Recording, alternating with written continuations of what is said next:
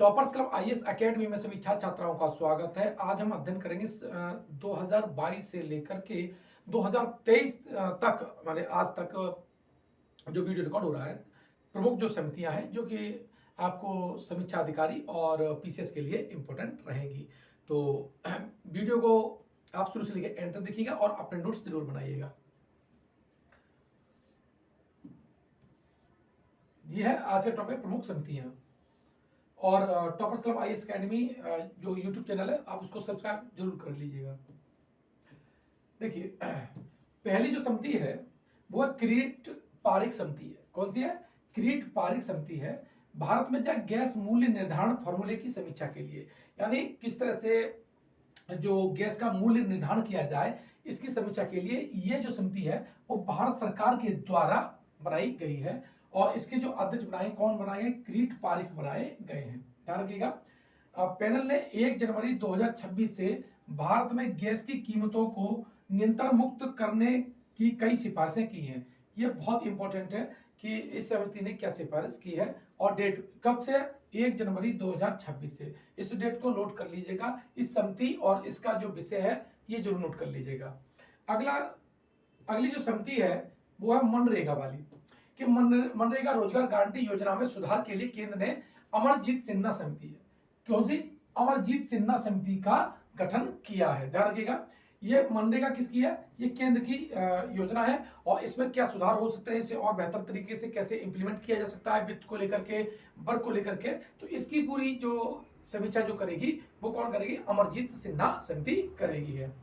अगली समिति है कि सुप्रीम कोर्ट परिसर में, यानी सुप्रीम कोर्ट परिसर में विकलांगों के लिए पहुंच ऑडिट करने के लिए एक समिति का गठन किया है सुप्रीम कोर्ट ने। ठीक है, कि उसके परिसर में विकलांगों क्या सुविधा दी जानी चाहिए और क्या क्या उनको सुविधा दी जा सकती है। ठीक है, तो इसके लिए जो समिति गठित की है ये 22 दिसंबर 2022 को। ठीक है, और इसके जो अध्यक्ष बनाए गए हैं वो सुप्रीम कोर्ट के ही जो जज हैं और उनका नाम है एस रविंद्र भट्ट। कौन है? एस रविंद्र भट्ट इस समिति के अध्यक्ष होंगे। अगली समिति है तुअर दाल के लेकर के। तुअर दाल यानी अरहर की दाल है कि केंद्र सरकार ने तुअर दाल के स्टॉक की निगरानी के लिए समिति का गठन किया है और इसकी जो अध्यक्ष बनाई गई हैं वो कौन बनाए गए? निधि खरे। कौन बनाई गई है? निधि खरे। ध्यान रखना, ये बहुत इंपॉर्टेंट समिति है और आरओ या यूपीपीसीएस में पूछे जाने की यह प्रबल संभावना है। अब देखते हैं कि भारतीय कुश्ती महासंघ में अभी क्या था कि भारतीय कुश्ती महासंघ पर आरोप लगे और उसके जो अध्यक्ष थे ब्रजभूषण शरण सिंह, उन पर आरोप लगाए थे, खुद खिलाड़ियों ने लगाए थे।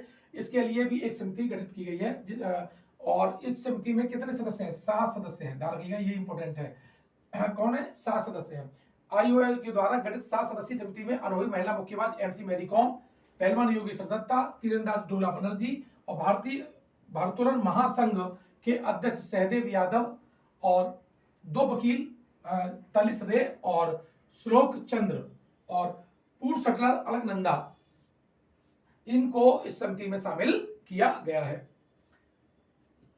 केंद्रीय पर्यावरण मंत्रालय ने, देखिए केंद्रीय पर्यावरण मंत्रालय ने आलोक कुमार की अध्यक्षता में चीता टास्क फोर्स, बहुत इंपॉर्टेंट है इस साल के लिए ये वाली समिति, और मुझे लगता है कि ये पूछी जा सकती है कि चीता टास्क फोर्स का गठन किया गया है केंद्रीय पर्यावरण मंत्रालय ने आलोक कुमार की अध्यक्षता में। केंद्रीय पर्यावरण वन और जलवायु परिवर्तन मंत्रालय ने मध्य प्रदेश के किसके लिए? कूनो राष्ट्रीय उद्यान, किसके लिए? कूनो राष्ट्रीय उद्यान में चीता की शुरुआती निगरानी के लिए इस कमेटी का गठन किया गया है। हम जानते हैं कि जो नामीबिया से हमारे चीते लाए गए हैं और इस साल ये प्रोजेक्ट, चीता का जो प्रोजेक्ट है ये बहुत इंपॉर्टेंट रहेगा। सीके मिश्रा की अध्यक्षता में, देखो क्या कह रहा है पॉइंट, देखिए सीके मिश्रा की अध्यक्षता वाली सतत वित्त पर विशेषज्ञों की समिति ने आईएफएससीए को अपनी रिपोर्ट सौंपी है। ध्यान रखना, अंतरराष्ट्रीय वित्तीय सेवा केंद्र प्राधिकरण के द्वारा गठित सतत वित्त पर विशेषज्ञ समिति ने 3 अक्टूबर 2022 को अपनी रिपोर्ट सबमिट की थी। आगे नरेंद्र तोमर समिति, ये बहुत इंपॉर्टेंट है। कौन सी? नरेंद्र तोमर समिति है। ठीक है, केंद्रीय कृषि मंत्री नरेंद्र तोमर ने बांस क्षेत्र के लिए, किसके लिए? ये बांस क्षेत्र के विकास को सुव्यवस्थित करने के लिए इस कमेटी का, इस समूह का गठन किया है। ध्यान रखना, बहुत इंपॉर्टेंट है। बांस को हरा सोना भी कहते हैं। बांस को क्या कहते हैं? हरा सोना कहते हैं। और एक और बात आती है कि बांस जो है वो क्या है? घास है। बांस क्या है? घास है। ये भी प्रश्न पूछा जा सकता है फैक्ट में। अगली टीवी सोमनाथ समिति। टीवी सोमनाथ समिति है। केंद्र सरकार ने नेशनल पेंशन प्रणाली के लिए, उसकी परीक्षा के लिए, समीक्षा के लिए इस कमेटी का गठन किया हुआ है। चूंकि इसको लेकर के बहुत से लोग आंदोलित हैं, कर्मचारी, तो यह भी पूछे जाने की प्रबल संभावना है, क्योंकि अखबारों की सुर्खियां चुनाव के समय बनी हुई थी। अब अगली जो समिति है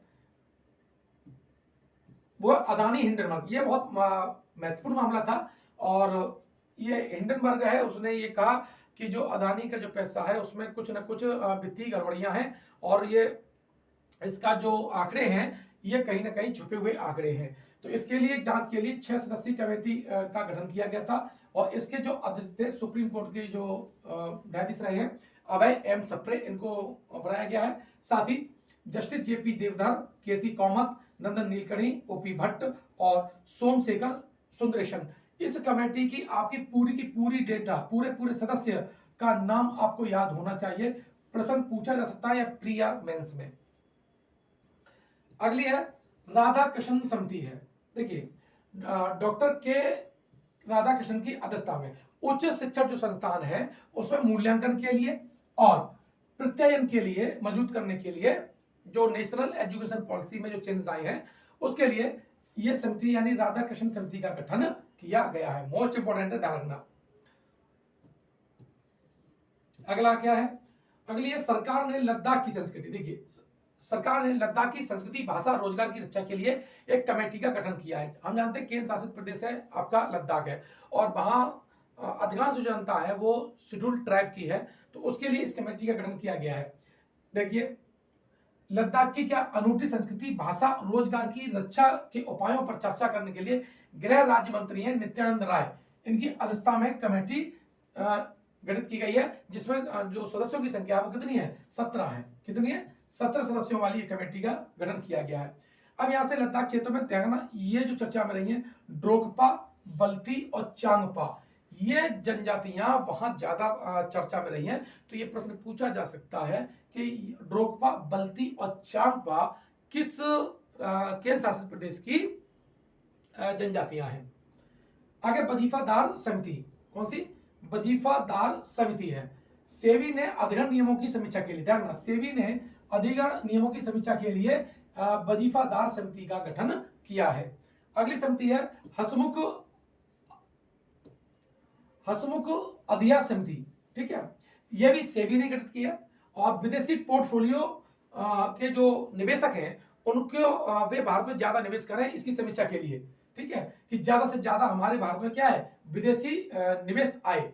ठीक है, तो इसकी समीक्षा के लिए हंसमुख अधिया समिति का गठन किया है। और इसको किसने बनाया है? इसको भी सेबी ने बनाया है। अब केजी बालाकृष्णन समिति है। देखिए केजी बालाकृष्णन आपके चीफ जस्टिस ऑफ इंडिया रहे हैं पूर्व में, और ये शेड्यूल कास्ट के एकमात्र अभी तक चीफ जस्टिस हैं जो रहे हैं सुप्रीम कोर्ट में। अब जो दलित या शेड्यूल कास्ट के लोग हैं, शेड्यूल ट्राइब्स के लोग हैं, धर्म बदल लेते हैं, उसके बाद वो कहाँ रहेंगे? क्या उन्हें आरक्षण का लाभ मिलेगा या नहीं मिलेगा? उनकी एससी कैटेगरी बरकरार रहेगी या नहीं रहेगी? इसकी जांच के लिए जांच और समीक्षा के लिए केजी बालाकृष्णन समिति का गठन किया गया है। अब सुब्रमण्यम समिति है। सुब्रमण्यम समिति है, 5 अगस्त 2022 को सेबी ने इसका गठन किया है। विदेशी निवेश को बढ़ावा देने के लिए भारत सरकार ने इस समिति का गठन किया है कि ज्यादा से ज्यादा क्या हो? भारत में विदेशी का निवेश हो। देखिए सेबी और भारत सरकार पूरा समझ लीजिए, इनका उद्देश्य यही है कि भारत में ज्यादा से ज्यादा निवेश आए ताकि हम अपने डेवलपमेंट के लिए पूंजी इकट्ठी कर सके। अब आया द्वितीयक इस्पात पर सलाहकार समिति है। ठीक है, देखो 31 जुलाई 2022 को केंद्रीय इस्पात मंत्री ज्योतिरादित्य सिंधिया, ठीक है, इनकी अध्यक्षता में द्वितीयक इस्पात पर सलाहकार समिति का गठन किया है, क्योंकि देश में द्वितीयक इस्पात के उत्पादन में निरंतर कमी हो रही है। इस बात की समीक्षा करने के लिए इस समिति का गठन किया गया है। अब है एमएसपी, ठीक है, न्यूनतम समर्थन मूल्य। एमएसपी को अधिक प्रभावी बनाने के लिए एक कमेटी का गठन किया गया है और इस कमेटी के अध्यक्ष हैं वो है संजय अग्रवाल। ध्यान रखना बहुत इंपॉर्टेंट है कि एमएसपी है, एमएसपी और जो किसानों का आंदोलन रहा है तो इसलिए इस प्रश्न के पूछे जाने की प्रबल संभावना है। साथ ही केवी कॉमर्स समिति है। 16 जून 2022 को सेबी के द्वारा जो हाइब्रिड प्रतिभूतियों पर एक सलाहकार समिति का गठन किया गया है। देखना ये टॉपिक बहुत है, हाइब्रिड प्रतिभूतियों के लिए कौन सी सेबी ने समिति गठित की है, तो उसका आंसर जाता है केवी कॉमर्स है। इसमें 20 सदस्य होंगे। कितने सदस्य होंगे? 20 सदस्य होंगे। अब सुरेश प्रभु समिति है। कौन सी? सुरेश प्रभु समिति है। राष्ट्रीय सहयोग नीति, राष्ट्रीय सहयोग नीति का मसौदा तैयार करने के लिए भारत सरकार ने सुरेश प्रभु समिति का गठन किया है। बहुत इंपॉर्टेंट है। और देखिए जैसे कि प्रधानमंत्री का एक लक्ष्य है कि सहकार से समृद्धि, ये जो उनका जो विजन है इसके साकार करने के लिए इस कमेटी का गठन किया गया है कि किस तरह से ये जो विजन है वो कंप्लीट हो। अब मरम्मत के अधिकार पर पैनल का गठन ठीक है, और इसके लिए किसकी अध्यक्षता में कमेटी गठित की गई है? निधि खत्री के की अध्यक्षता में मरम्मत के अधिकार पर पैनल का गठन किया गया है। ध्यान रखना इसका संबंध उपभोक्ता मामलों के विभाग में मरम्मत के अधिकार से है। किसके? मरम्मत के अधिकार से है। ये जो पॉइंट है ये आपको नोट होने चाहिए।